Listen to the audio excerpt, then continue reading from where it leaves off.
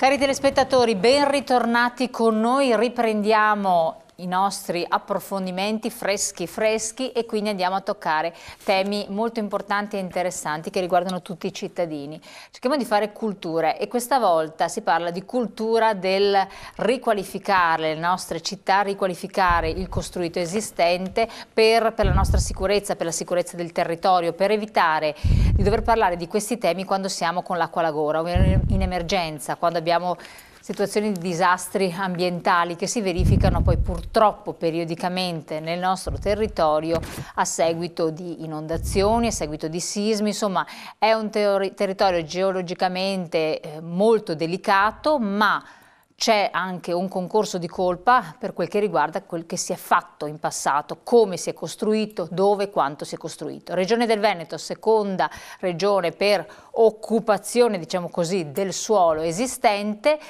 e quindi dobbiamo valutare i pro e i contro di questo, come riqualificare, come rendere migliore il nostro territorio e quindi la nostra vita e come soprattutto rilanciare un settore, quello delle costruzioni, dell'edilizia poi in particolare, che ha risentito particolarmente della crisi, e cercare di capire se questo è ancora un volano effettivamente per l'economia, quanto è strategico ancora, quanto è importante, cosa sta succedendo. Insomma, i nostri interlocutori sono qui presenti, ci aiuteranno a far lumi al riguardo. Ben arrivato Cristiano Corazzari, assessore al territorio, paesaggio, cultura urbanistica della Regione del Veneto, grazie di essere qui con noi. Grazie a voi. Francesco Giacomin, direttore Confartigianato Imprese del Veneto, grazie anche a lei. A voi. Mauro Cazzaro, presidente ANCE Padova. Buonasera. Neopresidente, quindi esordisce, comunque settore costruzioni, imprenditore. Federico Della Pupa, ricercatore Smartland, docente anche di economia allo UAV Venezia. Grazie anche a lei, comunque molteplici competenze.